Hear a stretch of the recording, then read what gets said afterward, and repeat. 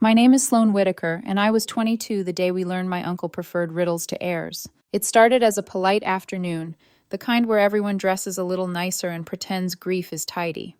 Uncle Harrison's lawyer read from a cream folder in a voice that never cracked. To my greedy relatives who only visit during holidays, I leave my entire $47 million fortune to whichever of you can solve the riddle hidden in my study. You have 30 days. If no one succeeds, everything goes to charity. You could hear the room exhale, then rearrange itself into predators. Dad stopped blinking first. Mom reached for her phone like it was oxygen. My cousin Derek, MIT's prodigy dropout and the family's perennial almost, smiled the way a starving man smiles at a menu. My boyfriend, Ethan Cole, squeezed my palm under the table. It was the kind of squeeze that says, "Don't get swept away, Sloane." We'd known Uncle Harrison as the family outlier, black sheep turned tech oracle. He'd lived alone in a sprawling estate that collected light in its hallways and dust nowhere. He loved vintage cars, mechanical puzzles, and quiet, which is likely why he loved me. I preferred listening to performing. 6 months before he died, he called to congratulate me on graduating. We spoke for 3 hours about everything except my degree. Out of nowhere, he asked, "Do you know why I never married?" I guessed he'd never found the right person. "I met several right people," he said, "but money changes how love behaves, even when people don't mean it to." That sentence hums in my skull now as the lawyer clears his throat. The will is ironclad. Ironclad, like he knew we'd try to hack the hinges. We migrate into the study as a herd pretending to be a family. Books from floor to ceiling. Globes like small planets halted mid-orbit. Display cases of puzzles gleaming like patient machinery. On the oak desk, a single note, his ink small and elegant. Where shadows dance but never tire, and words hold power none require, the answer waits where stories sleep, but only one may take and keep. "It's obviously the library," Derek announces, already mapping lines of attack in his head. Dad points toward the basement door. Shadows dance with those weird recessed lights. We start there. Ethan, gentle, keeps his voice low for just me. "Look how the shelves are arranged. Seems algorithmic." I follow his gaze. The room isn't just organized, it's composed. Uncle always designed like a man who hated accidents. We spend the first hour pretending to collaborate. The second hour fractures into micro-kingdoms. Mom claims the armchairs and starts a spreadsheet that will soon grow legs, columns for location, object, suspected clue, person responsible. Aunt Linda whispers about contesting the will. Derek erects a command center in the dining room, whiteboards, markers, a timeline like crime yarn without the charm. Dad calls a contractor before sunset. I hate him a little for ruining the house before we've even finished the eulogy. By night, Grace evaporates. I find Emma, Derek's sister, using a utility knife on a first edition Dickens. "You're destroying it," I say. She doesn't look up. "It'll be worth more than 15 grand if there's a clue inside." I imagine Uncle Harrison smelling the leather, tracing the emboss with his thumb, and I have to look away. Day 3.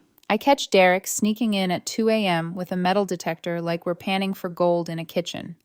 Day 4. Mom hires Dr. Elizabeth Chen, a linguistics professor with a 73% success rate in riddles, until Dad hires her too, and she resigns from both out of ethics. Day 5.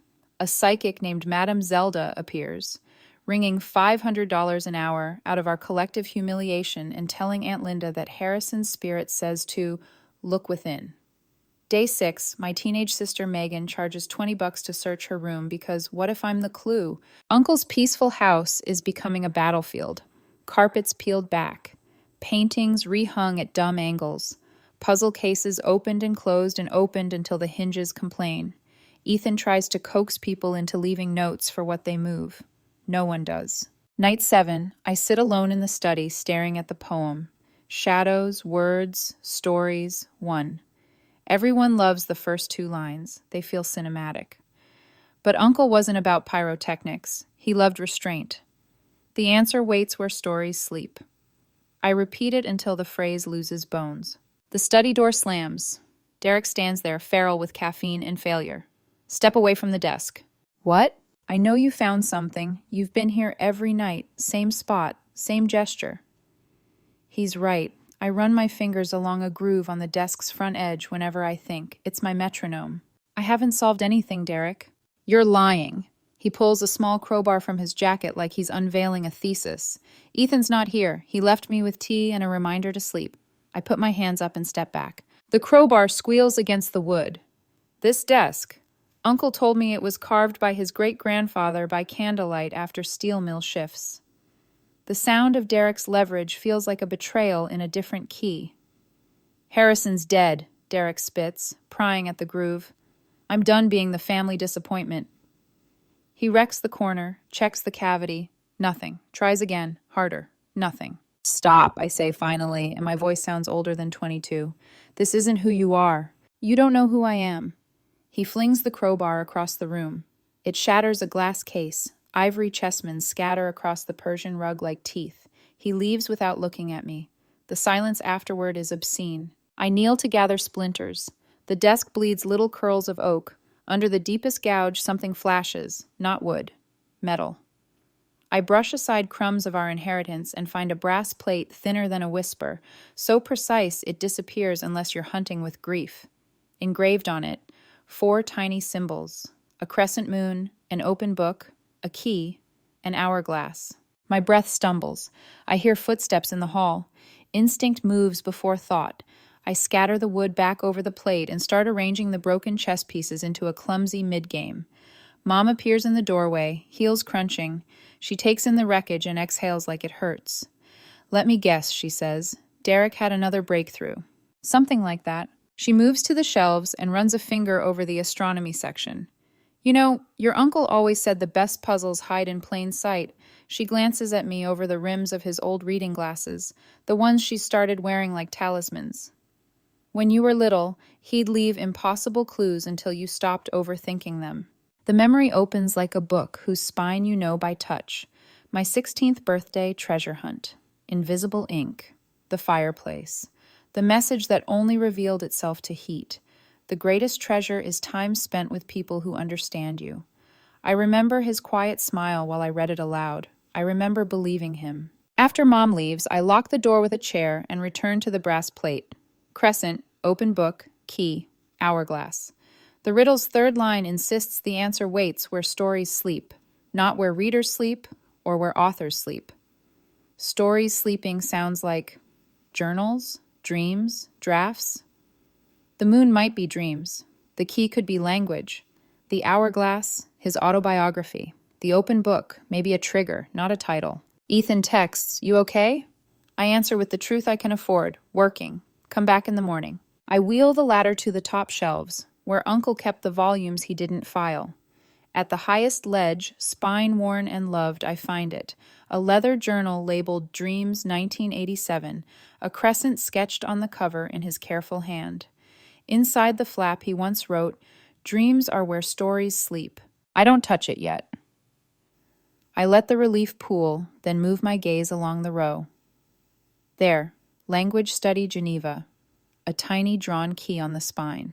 And farther right, Memoir, Early Days, someone, him, penciled a faint hourglass near the bottom edge. My hands are shaking now, which is inconvenient and perfectly accurate. Down on the main floor, voices rise, crash, splinter. Someone breaks something else. A family of good people becoming a bad laboratory. I press my palm to the journal labeled Dreams and whisper, like he can hear me through oak and time. Okay, Uncle, I'm listening. Outside, the house exhales into the dark. Inside, the shelves wait without blinking. Somewhere in here, the open book is not a book at all. And whether I like it or not, the clock, his hourglass, is already running. By morning, the estate had a pulse you could sync a metronome to. Doors, drawers, accusations. We rebranded grief into productivity. People wore sneakers with their funeral clothes. Dad converted the kitchen into a command post with coffee pots lined like sentries. He talked like a man leading a storm. Zones, timelines, controls. He printed maps of the house and started color-coding them as if color could civilize want. Mom, underrated queen of systems, built a spreadsheet that metastasized. Shelf index, object ID, handler, hypothesis, result, next pass. She added a tab called Incidents Afternoon because the day kept producing them. Ethan, who hates chaos the way librarians hate spilled ink, tried to make the frenzy obedient. If you move anything, he told my cousins, leave an index card where it was with your name and time. They nodded and did nothing of the sort. He caught my eye, rueful. They're not solving, they're scavenging, his look said. I didn't tell him about the brass plate. Keeping a secret from Ethan felt like unlacing only one shoe. You can still walk, but you trip on thoughts. Still, I could hear Uncle Harrison in my head. The best puzzles change the solver before the solution appears. If I told anyone now, the house would become a metal detector pressed against a heartbeat. I needed to think in the quiet he taught me to love. The consultants descended like weather. Dad's contractor arrived with a handheld thermal camera and a grin designed for invoices. Aunt Linda brought an archivist, who tapped spines like a doctor checks reflexes. Jessica, freshly perfumed in certainty, FaceTimed 3 literature professors at once and asked them whether shadows danced more convincingly in metaphor or in architecture. Meanwhile, my grandmother Betty changed the locks on her condo because half the family had visited her that week with flowers and questions, and only one of those had been sincere. Derek staked out the dining room with 2 grad students he paid in pizza and the promise of proximity to a fortune. His whiteboards bloomed with arrows, ciphers, word frequencies. He wrote the riddle in the center and circled stories sleep so dark the marker bit the board. Corpus analysis, he told anyone who would listen. You don't solve men like Harrison with vibes. He said my uncle's first name like you'd say a chess opponent's, fond and adversarial. Megan started a side business scanning the walls with a phone app and selling the screenshots for $5 each. Data democratization, she quipped. I made her give the money back when I caught her, then paid her the same $20 she'd been demanding as a search fee just to sit with me for an hour and not look at her phone. She lasted 18 minutes. It was still the best conversation we'd had in a week. By evening, the study looked like a crime scene drawn by an overachiever. Ethan rolled a tape measure across the room, then again, eyes narrowing. Everything's modular, he murmured, like a pattern across quadrants. He pointed. North wall, east wall, south, west. Not just subject matter, ratios. The gaps repeat at regular intervals. He stood in the center, closed one eye, and lifted his hand until his finger aligned with a seam I'd stopped noticing, because books become landscape when you stare long enough. He built this like code, Ethan said softly, admiring and a little in love with the geometry. I wanted to tell him about the symbols etched into brass, the moon I'd found sleeping in the word dreams, but Mom chose that moment to announce that Dr. Chen had returned our money on principle because both my parents tried to hire her without telling the other. The ethics of riddles had become messier than the riddles. You agreed we'd work together, Dad bit out. You agreed, Mom said, voice clipped. I never surrendered my brain. The argument dragged the oxygen toward the kitchen, where Uncle Brad was already doing damage with charm and a credit card. I slipped back into the study. My hands found the journals like they'd been mine all along. Dreams, 1987, Crescent. Language Study, Geneva, Key. Memoir, Early Days, Hourglass. I didn't dare take them down. I traced their spines with one finger the way you touch a sleeping cat you want to keep asleep. On the shelf's rear lip, so faint I would have missed it if Ethan hadn't tuned my eyes to symmetry, a carving, an open book, no bigger than a postage stamp. The 4th symbol. I pressed it. Nothing. Of course nothing. Uncle never rewarded haste. Footsteps approached. I stepped off the ladder, smoothed my face, and turned just as Emma entered, carrying a stack of flayed leather like she'd skinned the concept of restraint. Don't judge me, she said, already defensive. If there's a map in a binding, we'll all thank me later. You'll thank you, I answered, too tired to sand the edge off. She flinched, then looked ashamed in a way that made me want to hug and shake her at once. We were all oscillating between apology and appetite. Family meeting in the kitchen, Aunt Linda called from the hall, the words family meeting doing the same work a fire alarm does. We moved like smoke. The kitchen had become an arena with a dishwasher. Dad stood at the head of the table like a foreman. Uncle Brad paced because he believed motion manufactured authority. Jessica leaned on the island and sharpened her voice on legal language. We need rules, Dad began. Shared notes, signed out items, approval before invasive measures. You hired a scanning crew without asking anyone, Mom said. Don't sermonize about invasive measures when you're literally peeling paint for clues. Democratic processes, slow solutions, Jessica announced. Also, I'm meeting with a trusts attorney tomorrow to discuss whether this will can be contested on the grounds of undue emotional distress. It's ironclad, I said before I could stop myself, hearing the lawyer's voice again. How do you know? Jessica's eyes narrowed. Because Harrison made sure. Because he made sure of everything. Because he'd been declared competent weeks before. Because he never left anything that mattered to chance except people. Derek slid in late, smelling like desperation and permanent marker. He didn't look at me. He looked at the ceiling, at the rules on the table, at the grad students hovering behind him. No rules, he said flatly. Competition is efficient. Collaboration breeds freeloaders. I almost laughed because the boy who once spent 4 hours explaining recursion to me now loved a world without recursion, no one feeding back into anyone else. The discussion decayed into a dozen side arguments. Accusations blurred into confessions. Mom admitted she'd hired a handwriting expert. Dad admitted he'd authorized exploratory holes in the basement drywall. Aunt Linda admitted the psychic was her idea, and not, as she'd claimed, a gift from a grieving friend. Ethan tried to moderate until he realized we weren't having a meeting, we were translating fear into noise. I left first. No one noticed. The study welcomed me, like the only sane person left in a crowded bus. I rolled the ladder back to the top shelf and pressed the tiny open book carving again, slower, like an apology. Still nothing. I laughed out loud, a small sound that didn't belong to the me I'd been last week. Okay, I said to the wood. Okay. Back on the floor, I checked the desk. My fingers found the brass plate through the debris by instinct. I studied the order of the symbols as if punctuation had become choreography. Crescent, open book, key, hourglass. The poem ticked in my head, steady and smug, where shadows dance but never tire. The answer waits where stories sleep. Maybe the activation wasn't pressing but aligning.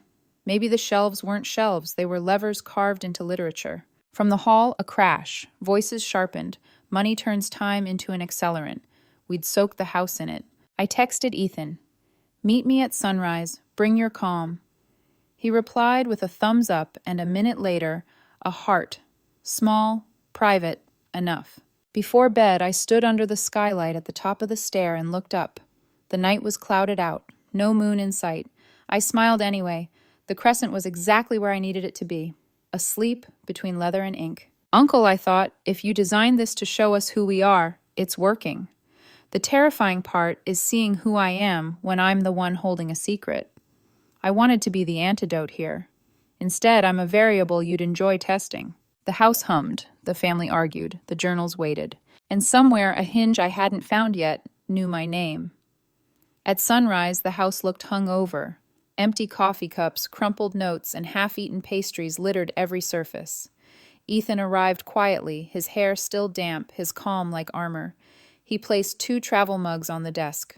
"You didn't sleep," he said, not as an accusation, but a diagnosis. I handed him the Dreams 1987 journal. "Look." He flipped it open carefully, reading the inscription inside. "Dreams are where stories sleep." His eyes lifted to mine. "This matches the riddle exactly. There are 3 more like it." I pointed to the spines. The key, the hourglass, the open book symbol carved behind them, but when I press it, nothing happens. Ethan ran his fingers along the shelves, the joints, the grain. If it's mechanical, it might need a sequence, not pressure.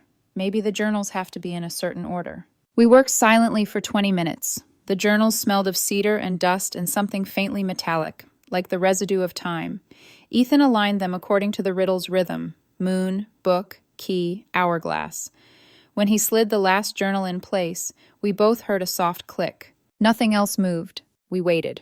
Then a whispering sound, wood sliding against wood. One section of the shelving trembled almost imperceptibly, then settled. "Hidden hinges," Ethan murmured. I pressed the open book carving again. This time it gave way. A section of the shelf swung inward with a muted sigh, revealing a narrow passage and a small room behind it. The air smelled untouched. We stepped inside. The secret chamber was lit by a single dangling bulb and filled with stillness. On one wall hung photographs, dozens of them, of our family through the years.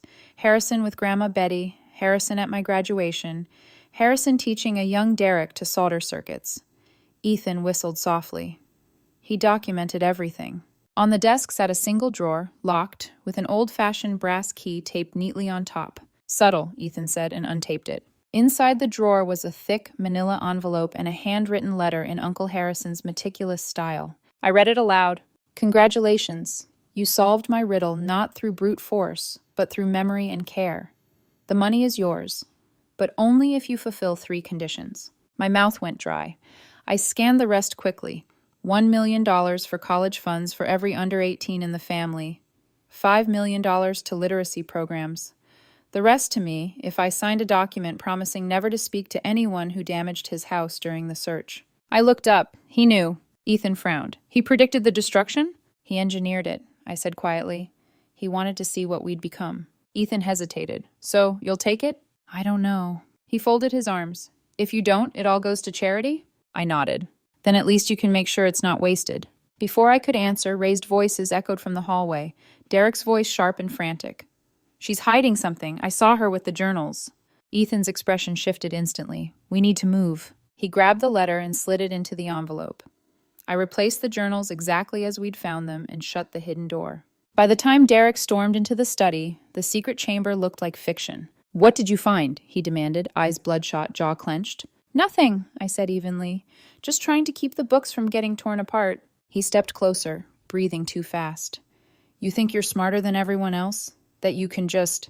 Derek, Ethan's voice cut through like a steady line. Stop! Derek turned on him. Stay out of it, outsider. I stepped between them. He's not your enemy. None of us are, but you're acting like... Like what?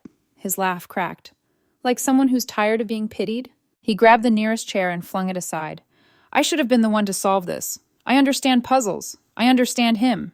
You understood the version of him that wanted to teach you, I said. Not the one who wanted to test you. That landed harder than I meant it to. Derek's face twisted, not anger now, but something rawer. He offered me a job once. I turned him down. I thought he was patronizing me. Guess I was right. He swung his arm, wood splintered, the edge of the desk cracking open again. Derek, stop! I grabbed his wrist. He froze just long enough for the moment to feel human again. Then he pulled away and left. When the silence settled, Ethan touched my shoulder. He's unraveling. So is everyone else. We cleaned up the worst of the splinters in silence. My fingers found the brass plate again, the tiny symbols hidden beneath layers of ruin. The metal felt warm, almost pulsing. Ethan watched me. You're thinking about telling them. I'm thinking about what happens if I do. He nodded slowly. Then you already know the answer. That night, I read the letter again. The conditions stared back like accusations. I imagined Uncle Harrison writing them, smiling faintly, knowing the family he'd built was fragile enough to fracture and desperate enough to try to glue itself back together for money. Maybe the riddle wasn't about treasure. Maybe it was about choice. But I had one day to decide whether I'd take the fortune and cut off the only people I'd ever known as family. I folded the letter carefully and whispered, You never did make things easy, Uncle. Outside, wind pushed through the broken window pane Derek had shattered. Inside, the secrets of the house waited. Patient, unblinking, and alive. I didn't sleep that night. Not really. Every sound in the house felt amplified. A cough down the hall, the groan of the old pipes, the creak of footsteps that might have been my imagination. By dawn, I'd memorized every word of Uncle Harrison's letter, every curve of his handwriting, every condition that felt less like generosity and more like a test of conscience. When Ethan returned with breakfast and quiet eyes, I already knew what I had to do. I'm going to tell them, I said. He set the coffee down. All of them? I nodded. They deserve to know, even if it tears the rest apart. He studied me for a long moment, then said softly, Just remember, truth doesn't heal everyone. Sometimes it burns first. We gathered in the kitchen that afternoon, the entire surviving cast of this slow-motion disaster. Derek, hollow-eyed, avoided my gaze. Mom's lipstick was smudged, her hands trembling from caffeine or nerves. Dad stood rigid, knuckles white on the table edge. Aunt Linda had her phone out, probably recording everything in case it turned into evidence. I placed the envelope on the table. I found something. The room froze. What do you mean, found? Jessica's voice was sharp as glass. The riddle. It's solved. Shock was universal. Then came the inevitable explosion. Derek shoved his chair back so hard it toppled. You're lying. I'm not. I pulled out the letter and began to read aloud, each word feeling heavier than the last. When I finished, silence. Then chaos. Dad slammed his hand on the table. So that's it? After everything, you get everything? Not exactly, I said carefully. The conditions. I don't care about conditions, Aunt Linda cut in. He can't dictate who we speak to. It's illegal. Jessica grabbed the letter from my hand, scanning it like a lawyer dissecting a crime scene. He was perfectly within his rights, ironclad. Mom just whispered, He wanted this. He wanted us to hate each other. For a moment, no one breathed. Then Ethan spoke. Or maybe he wanted you to prove you didn't have to. That silenced them in a way nothing else could. I explained what the letter demanded, the donations, the trust, the silence. By the end, everyone looked at me like I was a detonator with legs. So you have to choose, Mom said quietly. The money or us. It wasn't a threat, it was a plea wrapped in exhaustion. I thought about every destroyed book, every fight, every sleepless night, about Derek with his crowbar, and Mom paying experts in secret, and Dad drilling holes in the walls. I'm not choosing either, I said finally. They stared at me. I'm rewriting the rules. Dad laughed bitterly. You can't rewrite a will, Sloan. Maybe not a will, I said, but I can rewrite what happens after. I turned to Ethan, who gave a small nod as if to say now or never. I already called Mr. Peterson, the lawyer. There's a clause, Section 12 of the trust. It allows the inheritor to modify the execution terms as long as they align with Uncle Harrison's intent. And what exactly is his intent? Jessica asked coldly. To test who we are, I said. So I'm going to give us a chance to pass that test together. Ethan handed me the paper we'd drafted. The money goes into a new foundation, the Harrison Family Foundation. Everyone gets an annual income, enough to live, but not enough to stop working. Kids' education is fully covered. Literacy programs funded like he wanted. But I paused. There's one rule. We meet every Sunday for dinner. No excuses, no money talk, no lawyers. If anyone skips for more than a month without reason, their share stops. If anyone lies, cheats, or damages family property again, they're out. Permanently. The room was stunned. You're blackmailing us with morality? Dad said, incredulous. Call it whatever you want, I replied. But I'm not cutting anyone off, not even the ones who broke things. I'm offering a choice to stay. Mom's eyes filled with tears. You sound just like him. I hope so, I whispered. The silence stretched. Then one by one the apologies began. Derek was first. I'm sorry. For what I did to the desk. For threatening you. For everything. His voice cracked halfway through, and for a second, he looked like the boy who used to build robots from cereal boxes. Mom turned to Dad. I'm sorry I hired the investigator. I just didn't trust anyone anymore. Dad swallowed hard. I hid the mortgage from you. I didn't want you to know how bad things were. Aunt Linda mumbled something that might have been an apology to the heir. Jessica closed her eyes and said, I shouldn't have accused you of theft, Sloan. I nodded, but the tears in my throat made words impossible. For the first time in weeks, the shouting stopped. Outside, the afternoon light shifted through the cracked windows, falling across the table like an invisible truce. Ethan took my hand under the table, his thumb tracing slow circles against my palm. I think, I said quietly, that's what he wanted. For the first time, no one argued. The next few days felt like living in a fragile ceasefire. Everyone stayed on their best behavior, but it wasn't peace. It was restraint. A silence that hummed with swallowed words and half-buried resentment. Uncle Harrison's house, once the stage for chaos, now looked eerily clean. The furniture had been rearranged, the glass swept up, the damaged shelves patched, but you could still smell the tension in the air, that metallic scent of pride trying to pretend it wasn't afraid. Ethan and I spent those days working with Mr. Peterson, the lawyer, setting up the Harrison Family Foundation. He was a kind man in his 60s, with a voice that had seen too many families tear themselves apart over numbers with too many zeros.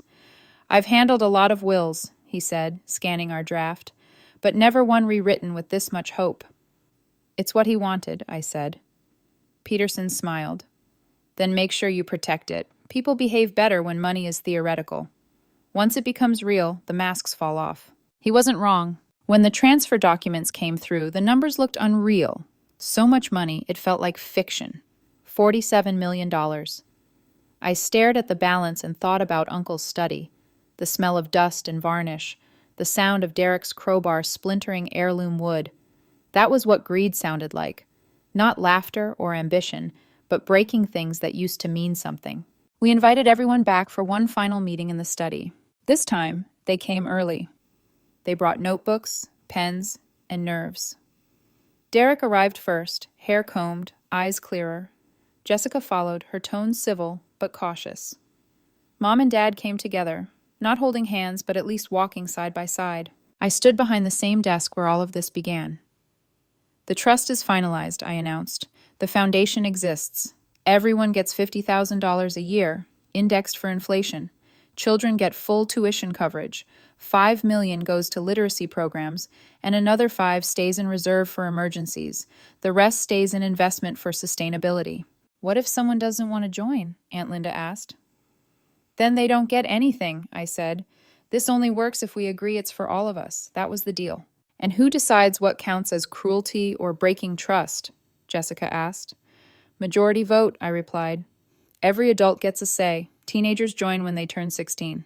They exchanged wary glances. The idea of democracy made everyone uncomfortable. They were used to hierarchy, winners and losers. Ethan leaned against the bookshelf, calm but watchful. I could tell he was ready to step in if the mood turned volatile again. Before we sign, I said, I need everyone to do one more thing. What now? Dad sighed. Apologize properly, one by one. The groans started immediately, but I didn't move. You all destroyed this house and each other over a puzzle that was never about money. Uncle Harrison wanted to know if we could be better than our worst impulses, so prove it. Silence. Then Derek exhaled shakily. Fine, I'll start. He faced me. I'm sorry for threatening you, Sloane, for breaking the desk, for losing my mind. He looked down. I wanted to be seen, and I didn't realize I already was. Mom's turn. I'm sorry for spying on your father and hiring that linguist behind his back. Dad nodded. And I'm sorry for the mortgage, and for not listening when you tried to tell me Harrison wasn't crazy. Jessica spoke next, voice steady but soft. I shouldn't have accused you of stealing my notes. I was jealous. Still am, probably. Aunt Linda whispered an apology to everyone for the psychic. Emma apologized for cutting the books. Her hands trembled the entire time. When the last word was spoken, the air shifted, like the house itself took a deep breath for the first time in weeks. Okay, I said quietly, now we sign. They lined up. Pen scratches filled the room, the sound of something fragile being rebuilt. Ethan watched me, and when the last signature was down, he said softly, You did it. I smiled faintly. No, he did, I just followed the clues. Later, when everyone had left, I stayed behind. The desk was ruined, but still beautiful in its scars. I ran my fingers along the damaged wood until they caught on a tiny groove near the brass plate, the first secret I'd ever found. I could almost hear Uncle Harrison's voice. The best puzzles hide in plain sight, kiddo, I whispered back, and the best lessons too. For the first time, the house didn't feel haunted. It felt complete. The next Sunday, the Whitaker family gathered around a long oak dining table like strangers learning new choreography. No one quite knew where to sit. The house still smelled faintly of sawdust and lemon polish from the repairs, but underneath that was something new. Restraint mixed with the awkward scent of sincerity. Ethan stood beside me, sleeves rolled up, serving pasta and pouring wine like a quiet diplomat. His calm made the space breathable. Okay, I said, raising my glass. This is the first official Sunday dinner of the Harrison Family Foundation. No business talk, no lawyers, no inheritance drama, just dinner. There were polite chuckles, small talk about weather, about traffic. It was forced, but it was a start. Across from me, Derek stared into his plate before blurting. So does anyone else feel weird pretending we're normal? A few nervous laughs. Then, unexpectedly, Mom said, Of course it feels weird, but we're here anyway. That's the point. The air softened. Conversation began to trickle. Hesitant, then warmer. By dessert, the impossible happened. People smiled without calculation. When everyone left that night, Ethan lingered with me in the doorway, watching the taillights fade down the driveway. You realize what you did, right? He said quietly. What? You turned a war zone into a dining room. I laughed softly. Give it time, we're one burnt casserole away from chaos again. He stepped closer, eyes gentle. Then I'll bring fire extinguishers and wine. For a while, it almost felt like healing could hold. But peace never stays untested. 2 weeks later, Derek didn't show up. He texted an excuse about work, but I knew the tone, that brittle mix of pride and shame. I drove to his apartment in the city. It smelled like burnt coffee and insomnia. He opened the door, disheveled but sober. "You shouldn't be here. You missed dinner." "I didn't earn a seat yet," he muttered. I keep thinking about what Uncle said to me the last time we talked, that intelligence without purpose is just sophisticated despair. He was right. I crossed my arms. "You want purpose? Start by showing up. Purpose doesn't wait for your confidence to catch up." He smiled weakly. "You sound like him, you know." "That's the best compliment you've ever given me." The next Sunday, Derek came back. Late, but he came. He brought a bottle of wine and an apology written on notebook paper. Ethan raised a toast that night, to second chances. As weeks turned into months, the rhythm of those dinners became something sacred. The rules turned from obligations into habits. Jessica started baking bread from scratch. Therapy, she said, though we all knew it was repentance. Mom and Dad began counseling, sometimes showing up hand in hand. Emma applied for medical school again after years of doubt. Even Aunt Linda laughed like she remembered how. Ethan's ex-girlfriend, Natalie, tried once to stir things up. She ran into me at the market and said with a polite smile, "You really think they'll stay civil once the money's gone?" I smiled back. "That's the beauty of it. The money isn't the glue anymore." She didn't like that answer. That night, I told Ethan about it. He smirked. "She always underestimated people who choose love over leverage." "Then she'll hate this family," I said. He laughed quietly and kissed my temple. "She already does." Months passed. The foundation structure held. The payments went out smoothly. The first scholarships were approved. And every Sunday, without fail, we gathered. Even Derek, who'd once swung a crowbar like a weapon, had started tutoring kids in coding at the local library, telling them stories about his eccentric uncle who taught him how to think sideways. Sometimes I'd catch myself staring at all of them during dinner, the laughter, the clinking glasses, the way chaos had learned to speak softly. Uncle Harrison's portrait hung above the mantel, framed in dark walnut.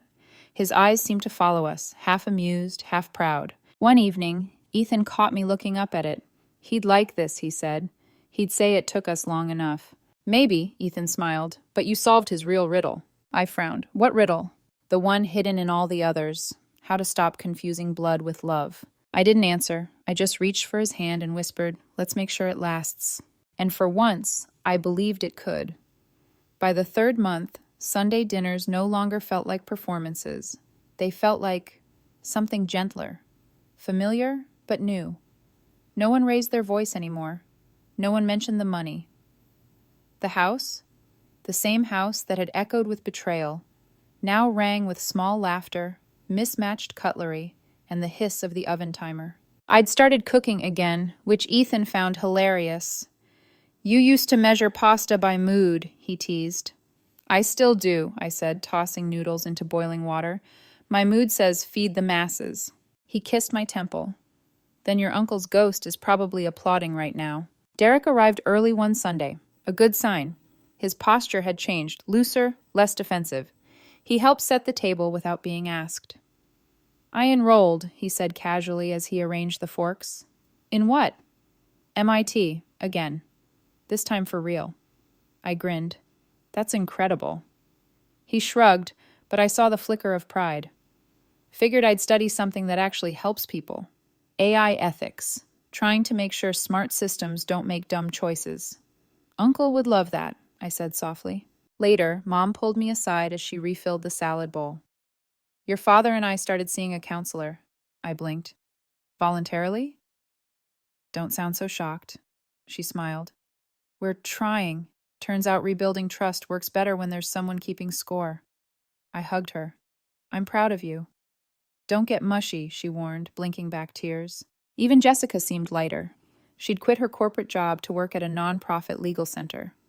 "It doesn't pay much," she admitted, "but the foundation income covers rent, and for once I actually sleep." By the fifth dinner, something extraordinary happened. We laughed at the chaos of the past. Not bitterly, not defensively, just with perspective. Ethan proposed a toast. "To Harrison," he said, raising his glass. "Who knew we needed a puzzle more than we needed peace?" We echoed him, smiling. But peace, like any fragile thing, trembled when tested. That same week, the estate sale was scheduled. We'd agreed the house should be sold, too expensive to maintain, too heavy with memories. Still, When strangers arrived to appraise furniture, it felt like they were touching a ghost. I walked through the rooms one last time. The study looked smaller without the chaos, almost ordinary. The repaired desk gleamed beneath new varnish, its scars faint but visible. A dealer in antique furniture pointed. "Beautiful craftsmanship. Any idea who made it?" "My great-great-grandfather," I said softly. He nodded, jotting notes. "Restoration's solid. Hidden compartments?" I smiled faintly. "Not anymore." He bought it for $12,000, unaware of the secret it once held. I let him. The brass plate was still there, buried beneath the wood, invisible unless you knew where to look. Uncle's final secret stayed with the house. After the sale, we gathered in the driveway, watching trucks haul away decades of memory. Mom leaned against Dad, both silent. Derek stood beside me, hands in his pockets. "Do you ever regret it?" he asked. "What?" "Not keeping the money for yourself." I looked at him. "No, I would have lost everything else." He nodded. "Yeah, you solved a riddle, and I learned how not to be one." We laughed quietly. As the last truck turned the corner, Ethan slipped his arm around me. "You did what no one else could," he murmured. "You made them a family again." "Not me," I said. "Harrison did. I just listened to the story he left unfinished." That night, back home, I reread his letter. The part about never speaking to those who damaged my house used to sting. Now it felt ironic. They'd broken everything, but somehow built something stronger in return. Ethan glanced over my shoulder. "You never signed that clause, did you?" I shook my head. "No, I didn't need to." He smiled. "Good. Some promises are better broken." We spent that evening sitting on the floor with takeout and silence, the comfortable kind.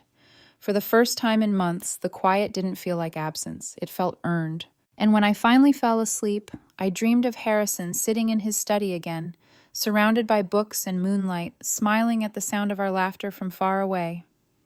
A year later, we hadn't missed a single Sunday dinner. 52 weeks of food, forgiveness, and the quiet miracle of consistency. The foundation ran smoothly. The money, once poison, had become medicine. It paid for Emma's med school, Jessica's nonprofit work, Derek's tuition, and Megan's early college classes in literature. Sometimes I'd catch myself staring across the table and thinking how surreal it was, that the same people who'd once torn apart walls and shouted like enemies now argued only about who forgot to buy dessert. Mom called them healing arguments. Ethan and I had moved into a small condo overlooking the bay. He was still my anchor, still the calm that steadied the storm in me. Some nights we'd sit on the balcony with a bottle of red wine, watching city lights flicker on the water. "You ever think about him?" Ethan asked one evening. "Every day," I said. "He'd love this view. He'd love that you figured out his real riddle." "What real riddle?" Ethan smiled. "How to turn money into meaning." 2 years later, the family grew. Not in number, but in purpose. Derek finished his degree and got accepted into a PhD program on artificial intelligence ethics. He named his first research model the Harrison Protocol, a set of moral constraints designed to keep AI from exploiting human behavior. "Intelligence without empathy," he said during his first presentation, "is just another form of greed." 3 years after that, the foundation faced its first true test. Emma's daughter, 5 years old, curious and bright, was diagnosed with leukemia. The treatment her insurance wouldn't cover cost nearly $400,000. I called an emergency meeting. No one hesitated.